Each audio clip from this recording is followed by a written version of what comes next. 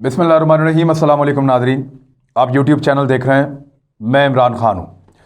आजकल इस बात का बहुत ज़्यादा शोर मचा है और लोग हर जगह इसको डिस्कस कर रहे हैं कि पाकिस्तान क्या इसराइल को तस्लीम करने जा रहा है, क्या पाकिस्तान को ऐसा करना चाहिए या पाकिस्तान को ऐसा नहीं करना चाहिए। कई ऐसे लोग हैं जो बेनकाब हो रहे हैं और उनकी बिल्लियाँ थैले से बाहर निकल रही हैं, यानी पता चल रहा है कि कौन किस तरफ खड़ा है। और बहुत सारे बहरूपिये जो हैं उनका असल रूप अब सामने आ रहा है। देखें, मैंने ये मामला शुरू कैसे हुआ दोबारा।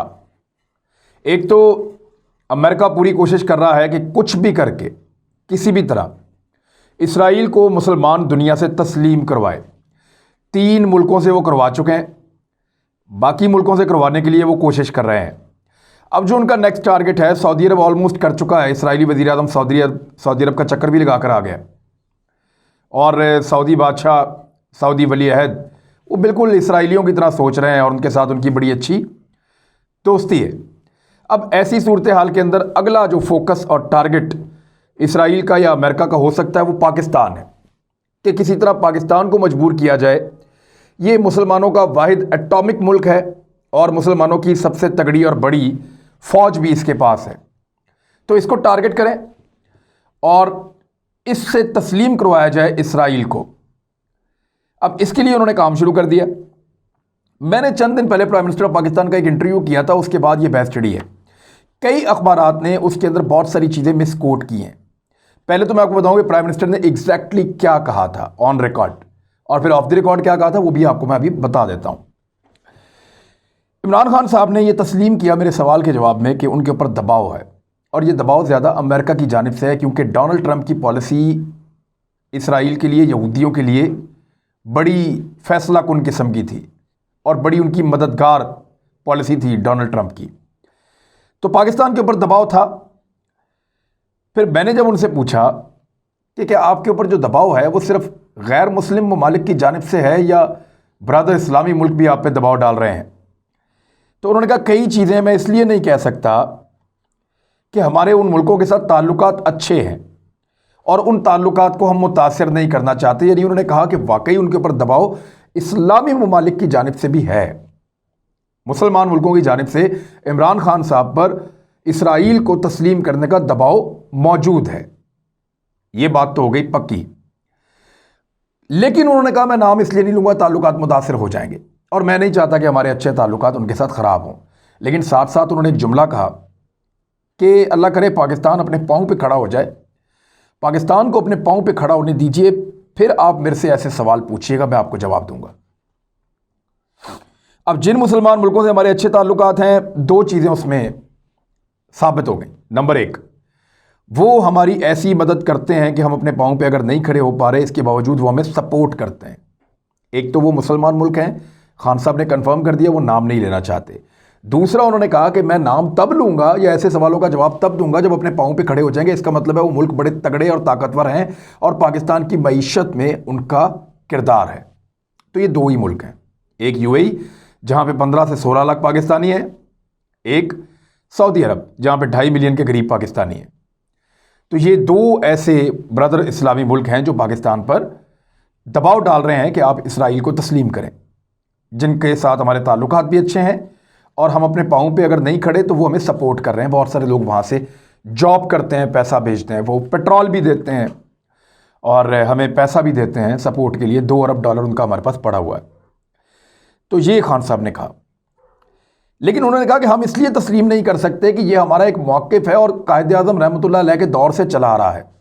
इससे पहले उन्होंने कहा था कि वो भी जुमला खान साहब ने कहा था कि मैं अपने अल्लाह को क्या जवाब दूंगा अगर मैंने इसराइल को तस्लीम कर लिया तो।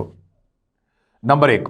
नंबर 2, उन्होंने कहा कि इसलिए तस्लीम नहीं कर सकते कि कायद आज़म रहमतुल्लाह अलैह का बड़ा हमारा एक मौक़िफ़ है और जब तक जस्ट सेटलमेंट नहीं हो जाती फ़लस्तीनियों के लिए, यानी एक ऐसा हल इस खित्ते का, फ़लस्तीनियों की एक ऐसी रियासत का क़याम जिसके ऊपर वो मुतमईन हो जाएं, फ़लस्तीनियों को लगे हमारे साथ इंसाफ हो गया है, तो तब तक पाकिस्तान इसराइल को तस्लीम नहीं कर सकता। क्लियरली कह दिया प्राइम मिनिस्टर ऑफ पाकिस्तान ने। सुलह हुदैबिया का उन्होंने जिक्र किया, जिसको इसराइली अखबारात ने उठाया। जेरूसलम पोस्ट ने उठाया इस मामले को, اسرائیل ہیوم نے اٹھایا اس معاملے کو، ہیرڈز نے اٹھایا اس معاملے کو، اور اسرائیل کا الیکٹرانک میڈیا بھی اس معاملے کو اٹھا رہا ہے۔ وہ کیا کہہ رہے ہیں؟ وہ کہہ رہے ہیں کہ عمران خان نے ایک انٹرویو دیتے ہوئے صلح حدیبیہ کا ذکر کیا، جو قریش کے ساتھ، مکہ والوں کے ساتھ ہوئی تھی نبی اکرم صلی اللہ علیہ وآلہ وسلم کی۔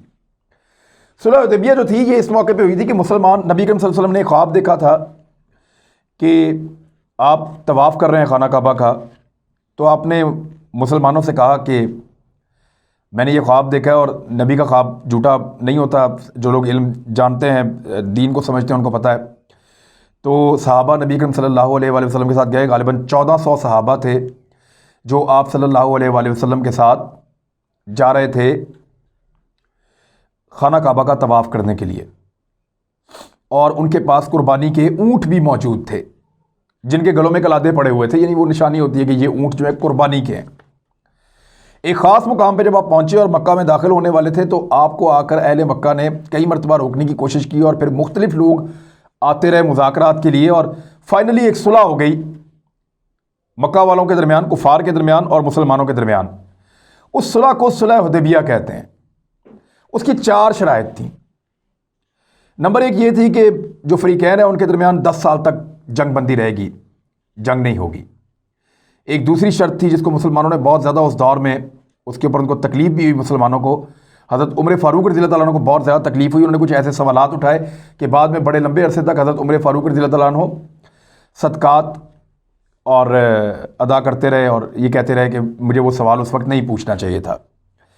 حضرت ابوبکر صدیق رضی اللہ تعالیٰ عنہ سے انہوں نے پوچھا تھا، پھر نبی اکرم صلی اللہ علیہ وآلہ وسلم سے بھی پوچھا تھا، کیونکہ مسلمانوں کی ایسے کمزوری لگ رہی تھی۔ دوسری شرط یہ تھی کہ اگر کوئی مسلمان بھاگ کر مکہ چلا جائے گا تو وہ واپس نہیں کیا جائے گا، اور اگر کوئی قریش وہاں سے بھاگ کر مسلمانوں کے پاس آ جائے گا تو واپس کر دیا جائے گا۔ اس بیچ میں ایک صحابی آ گئے تھے بھاگ کر، ابھی شرائط نہیں لکھی گئی تھی، لیکن نبی اکرم صلی اللہ علیہ وآلہ وسلم نے واپس کر دیا۔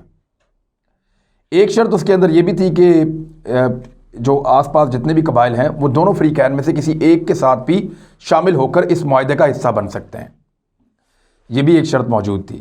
اور مسلمان اس سال واپس چلے جائیں گے اور اگلے سال آئیں گے اور آ کر جو ہے وہ حج کریں گے، لیکن وہ اپنے ساتھ ایک تلوار سے زیادہ نہیں لا سکیں گے، اور 3 دنوں کے لیے جب وہ یہاں پہ تشریف لائیں گے مسلمان تو جو قریش کے لوگ ہیں وہ اس ایریا کو خالی کر دیں گے۔ اس کو مسلمانوں نے اس دور میں اپنی شکست سمجھا تھا، لیکن نبی اکرم صلی اللہ علیہ وآلہ وسلم کی حکمت تھی، اللہ تعالیٰ کا ان کو دیا ہوا بے پناہ علم تھا، جس کی بنیاد پہ آپ نے یہ معاہدہ کیا اور اسی جگہ کے اوپر قربانی کی، اور جو ہے وہ صحابہ کو بھی کہا۔ صحابہ بڑے دل برداشتہ تھے، لیکن انہوں نے آپ صلی اللہ علیہ وآلہ وسلم کی تقلید کی۔ لیکن یہ وہ صحابہ تھے جنہوں نے اسی جگہ کے اوپر جب حضرت عثمان غنی رضی اللہ تعالیٰ عنہ کے بارے میں یہ خبر آئی کہ ان کو شہید کر دیا گیا ہے، کیونکہ ان کو ایک ایلچی بنا کر بھیجا گیا تھا، ایک پیغام رساں کے طور پہ نبی اکرم صلی اللہ علیہ وسلم نے بھیجا تھا، تو بیعت رضوان کی تھی ان صحابہ نے، ان تمام صحابہ نے۔ صرف ایک تلوار تھی، سامان حرب بھی نہیں تھا، جنگ کی تیاری کے لیے بھی نہیں آئے تھے، زرہ بھی نہیں تھی، لڑنے کے لیے تیاری بھی نہیں تھی، پھر بھی 1400 لوگوں نے نبی اکرم صلی اللہ علیہ وسلم کے ہاتھ پہ بیعت رضوان کی کہ ہم مقابلہ کریں گے۔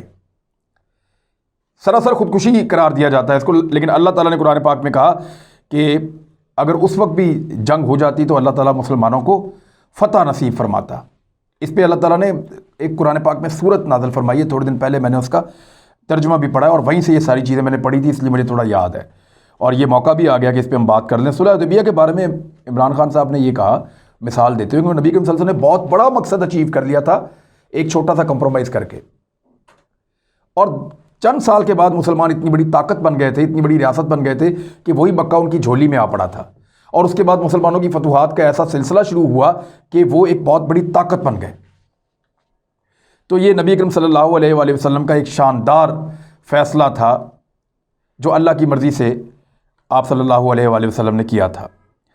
اب عمران خان صاحب نے کہا کہ زندگی کمپرومائز کا نام ہے، وہ کرنا پڑتے ہیں آپ کو، لیکن آپ نے یہ فیصلہ کرنا ہوتا ہے کہ کون سا کمپرومائز آپ نے کرنا اور کون سا آپ نے نہیں کرنا۔ صلح حدیبیہ جو ہے وہ بڑے مقصد کے لیے کی گئی تھی، اور بڑا مقصد کیا تھا؟ جب اس کی بات آئی تو آپ صلی اللہ علیہ وآلہ وسلم نے فرمایا تھا اللہ ایک ہے، تم میرے ایک ہاتھ پہ چاند اور ایک ہاتھ پہ سورج بھی رکھ دو گے تو تب بھی اللہ ایک ہے، میں آپ کی بات نہیں مانوں گا۔ وہ بڑا مقصد تھا، اس کے اوپر کمپرومائز نہیں ہو سکتا۔ تو اسی طرح عمران خان صاحب نے کہا کہ یہ جو اسرائیل ہے اس کو تسلیم کرنا اور فلسطینیوں کے لیے ایک ریاست جس کو کہتے ہیں کہ جسٹ سیٹلمنٹ، یعنی ان کے ساتھ انصاف ہو، فلسطینی مطمئن ہو کہ یہ ریاست ہمارا حق بنتا تھا، ہمیں مل گئی ہے، تو یہ ہے بڑا مقصد۔ اس کو اچیو کر لیں تب آپ اسرائیل کو تسلیم کر لیں، لیکن ایکچولی تو اس کی اچیومنٹ ہے، اور یہ اچیو اس لیے نہیں ہوگا کہ آپ صلی اللہ علیہ وآلہ وسلم کی احادیث اس سے متصادم ہے، تو یہ کوئی چانس نہیں ہے کہ پاکستان اسرائیل کو تسلیم کرے، اور جو بھی حکمران یہ کرے گا اس کے اوپر عوام کا غیظ و غضب بھی آئے گا، اور قدرت بھی اس کے اوپر کوئی مہربان نہیں ہوگی۔ اب میں آپ کو کچھ چیزیں بتاتا ہوں جو اس وقت ہمیں لوگ سمجھا رہے ہیں نا کہ دنیاوی فائدے کے لیے اسرائیل کو تسلیم کر لیں۔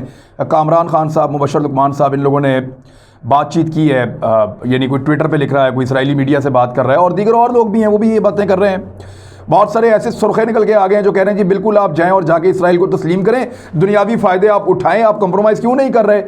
سارے مسلمان ملک کر رہے ہیں تو آپ نے ٹھیکہ اٹھایا ہوا ہے اسلام کا۔ اس طرح کی باتیں جو ہیں وہ سرخے کر رہے ہیں، لبرلز کر رہے ہیں۔ یا تو اسرائیل نے کوئی بہت بڑی اور تگڑی انویسٹمنٹ کر دی ہے جس کے بعد بہت سارے منہ کھل گئے ہیں جو کل تک بند تھے، بہت سارے بہروپیوں نے اپنا اصل روپ دکھانا شروع کر دیا ہے کہ اسرائیل کو تسلیم کریں۔ کیوں کریں جی اسرائیل کو تسلیم؟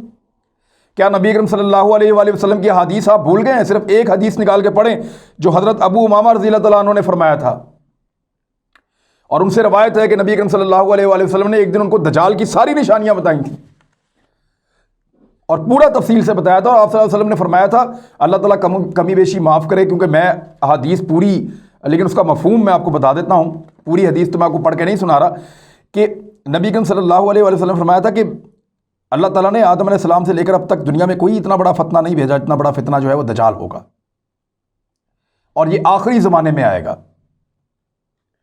آخری زمانے میں، اور یہ شام اور عراق کے مابین مقام خلا سے ہوگا۔ یہ اپنے دائیں بائیں ملکوں میں فساد پھیلائے گا، فساد پھیل رہا ہے، لڑائی ہو رہی ہے، اس کے ساتھ دوزخ بھی ہوگی، جنت بھی ہوگی، یعنی وہ لوگوں کے ساتھ اچھا بھی کر سکے گا، برا بھی کر سکے گا، جیسے اسرائیل آج کر سکتا ہے۔ بہت سارے فتنے آئیں گے دجال کے فتنے سے پہلے، یہ بھی ایک فتنہ ہی ہے، وہ آپ کے لیے اچھا بھی کر سکتے ہیں، آپ کے لیے برا بھی کر سکتے ہیں، آپ کو لالچ دے رہے ہیں جیسے دجال آپ کو لالچ دے گا، اور ہو سکتا ہے یہ بھی دجل کا حصہ ہے۔ دجل یعنی دھوکہ، فریب، جھوٹ، سازش، مکر، یہ وہ ہے دجال، دجل سے دھوکہ، آپ سب کو دھوکے میں رکھا ہوا ہے۔ بہترین وسائل آپ کے ملکوں میں ہے، لیکن وہ آپ کے اوپر رول کر رہا ہے، دھوکہ، چیٹنگ، یہ ہے دجال۔ تو آپ ایک فتنے کے اندر اپنے آپ کو کیوں پھنسا رہے ہیں؟ جو فتنوں کا دور ہوگا اس دور کے اندر تو یہاں تک ہے کہ جو مسلمان ہیں وہ دودھ اور کھجور کے اوپر گزارا کر سکتے ہیں، وہ پہاڑوں پہ چلے جائیں، لیکن کیا آپ کمپرومائز کر سکتے ہیں اتنے بڑے مقصد کے اوپر؟ جو فلسطینیوں کو روز مار رہے ہیں، ان کی عصمت دری کر رہے ہیں، ان کے بچوں پہ ظلم کر رہے ہیں، ان کی نسل کشی کر رہے ہیں، اور پریکٹیکلی خود کہہ کر کرتے ہیں کہ جی یہ ہماری پالیسی ہے کہ ہم جتنے زیادہ ہو سکے مسلمانوں کے بچوں کو قتل کرنا چاہتے ہیں، پالیسی کے تحت ماریں گے، اور پھر کہتا ہے ویلکم ٹو یروشلم۔ یہ اسرائیلی وزیر اعظم نے کہا تھا نا امریکی وزیر خارجہ کی آمد پہ، ہلری کلنٹن جب وہاں پہ گئی تھی تو تب انہوں نے یہ کہا تھا۔ تو بات یہ ہے کہ وہ فائدہ بھی دے سکتے ہیں، نقصان بھی دے سکتے ہیں، یہ اس وقت ان کے اختیار میں ہے، دنیا کا مال ان کے پاس ہے، خزانے ان کے قابو میں ہیں۔ تو اب ہمیں ہمارے لبرلز اور سمجھدار اور عقل والے لوگ جو ہیں نا وہ یہ سمجھانے کی کوشش کر رہے ہیں کہ آپ فائدہ لے لیجئے دجال کے ساتھ یا اسرائیل کے ساتھ لڑائی میں، کوئی آپ کا فائدہ نہیں ہے، آپ کا نقصان ہوگا، آپ کمزور ہو جائیں گے اور کمزور ہو جائیں گے، آپ تباہ ہو جائیں گے، آپ کی معیشت بگڑ جائے گی، آپ کے یہاں پہ بھوک بڑھ جائے گی، غربت بڑھ جائے گی، مشکلات آپ کے لیے بڑھ جائیں گی۔ اگر آپ اسرائیل کے ساتھ ہاتھ ملائیں گے تو آپ کو دنیا بھر کی نعمتیں ملیں گی، ترقی ملے گی، خوشحالی ملے گی۔ یہ کیا ہے؟ دجل ہی تو ہے، یہ فریب ہے، اور ان کے ایجنٹ کام کر رہے ہیں، نہ صرف پوری دنیا میں بلکہ آپ پاکستان کے اندر بھی سر اٹھا رہے ہیں، اور وہ یہ کہہ رہے ہیں کہ آپ دجال کو اور اس کی ریاست کو تسلیم کریں، اسرائیل کو تسلیم کریں، کیونکہ دجال یہودیوں سے آئے گا، یہودیوں کا حصہ ہوگا، ان کے بیچ میں سے آئے گا اور وہی اس کے فالوورز ہوں گے، اور یہ ہمارے دوست تو ہو نہیں سکتے جیسا کہ اللہ تعالیٰ نے فرمایا ہے۔ تو معاملہ بڑا سادہ سادہ ہے، سیدھا سیدھا ہے۔ اس وقت یہ ڈیبیٹ جان بوجھ کر چھیڑی جا رہی ہے، اور اس کے اندر اسرائیلی میڈیا، گلف کا میڈیا، مغربی میڈیا، انڈین میڈیا سارے رول پلے کر رہے ہیں، اور انفارچونیٹلی بدقسمتی سے پاکستان کا اپنا میڈیا اور اس کے کچھ لوگ بھی اب اس رستے پر چلنا شروع ہو گئے ہیں، جان بوجھ کر اس کو ہوا دے رہے ہیں، اور یہ ڈسکشن شروع کر رہے ہیں کہ اس کو تسلیم کرنے میں کتنے فائدے ہیں، یہ بھی مل جائے گا، وہ بھی مل جائے گا، یہ ٹیکنالوجی ملے گی، وہ ٹیکنالوجی ملے گی، بہتر ہتھیار ملیں گے، دنیا کے اندر ایک مقام بن جائے گا، آپس میں دو عظیم قومیں ہاتھ ملانے والی ہیں۔ لعنت ہے اس طرح کی صلح کے اوپر اور دوستی کے اوپر، جس پہ آپ کو اپنے مسلمان بھائی کے خون کے اوپر کمپرومائز کرنا پڑے۔ اگر آپ اتنا ہی امن چاہتے ہیں اور اتنی ترقی چاہتے ہیں، اگر آپ کو فلسطینیوں کے خون کی قیمت نہیں ملنی، آپ کو لگتا ہے کہ فلسطینیوں کے خون کی قیمت جو ہے وہ آپ نے وصول کرنی ہے، آپ کو لگتا ہے کہ وہ مرتے ہیں تو مرے، تو پھر چھوڑ دیں کشمیریوں کو بھی، خیر ہے، مرنے دیں ان کو بھی، ان کے حال پہ چھوڑ دیں۔ اگر آپ فلسطینیوں کے حق کے لیے آواز نہیں اٹھا سکتے تو پھر آپ کو کوئی حق نہیں پہنچتا کہ آپ کشمیریوں کے حق کے لیے بھی آواز اٹھائیں۔ مسلمان ایک قوم ہے، اس کو جغرافیے میں بند کرنے کی غلطی نہ کریں۔ جب جب جس نے کی ہے اس نے منہ کی کھائی ہے۔ تو معاملہ بڑا سیدھا ہے اور صاف ہے۔ اسرائیل کو تو جو بھی تسلیم کرے گا پاکستان کے اندر، پرائم منسٹر آف پاکستان نے تو بڑا کلیئرلی کہہ دیا ہے، لیکن ایک دباؤ اور پریشر پہلے باہر سے ڈالا گیا اور اب اندر سے بڑھایا جا رہا ہے، اور یہ ہوا چلائی جا رہی ہے۔ یہ آدمی کیونکہ اسرائیل کو تسلیم نہیں کرے گا، یہ مجھے of the record prime minister نے صاف بتایا تھا۔ میں نے انہیں کہا تھا، میں نے کہا خان صاحب یہ آپ کو مارنا پڑا تو یہ اس حد تک بھی جائیں گے، یہ میں نے کہا تھا ان کو، پرائم منسٹر آف پاکستان کو، کیونکہ اسی طرح کے جملے جیسے آپ نے بولے، ماضی میں کچھ لوگوں نے بولے، اور پھر ہم نے ان کو دیکھا کہ وہ مارے گئے۔ تو عمران خان صاحب نے مجھے صاف کہا تھا کہ چاہیے مجھے مار دیں، میں یہ موقف اپنا نہیں بدلوں گا، کلیئرلی انہوں نے کہا تھا۔ تو یہ آدمی تو تسلیم نہیں کرے گا، لیکن اب پاکستان کے اندر بھی ان کے ایجنٹ جو ہیں وہ ایکٹیو ہو گئے ہیں، پیسہ خرچ کر رہے ہیں وہ اپنا، جس کو دھوکہ کہتے ہیں، دجل کہتے ہیں۔ اور میں آپ کو ایک چیز بتاؤں، نبی اکرم صلی اللہ علیہ وآلہ وسلم نے فرمایا تھا کہ ان کے ساتھ دوزخ بھی ہوگی اور جنت بھی ہوگی، لیکن ان کی دوزخ دراصل میں جنت ہوگی، اور ان کی جنت اصل میں دوزخ ہوگی۔ تو آج اگر آپ جنت کی تلاش میں ہیں، آسانیوں کی تلاش میں ہیں، مال اور پیسہ ان سے لینا چاہتے ہیں، دنیاوی فائدے لینا چاہتے ہیں، تو پہلے نبی اکرم صلی اللہ علیہ وآلہ وسلم کی احادیث آپ پڑھ لیں۔ میں یہ نہیں کہہ رہا کہ یہ دجال آ گیا، کوئی بھی نہیں جانتا کب آئے گا، اللہ جانتا ہے، لیکن فتنہ تو ہے، اور سب جانتے ہیں کہ یہ فتنے کا دور ہے، اور فتنہ موجود ہے، اس کا مقابلہ کرنا ہے، اس کا سامنا کرنا ہے، یا اس کے آگے سر جھکانا ہے۔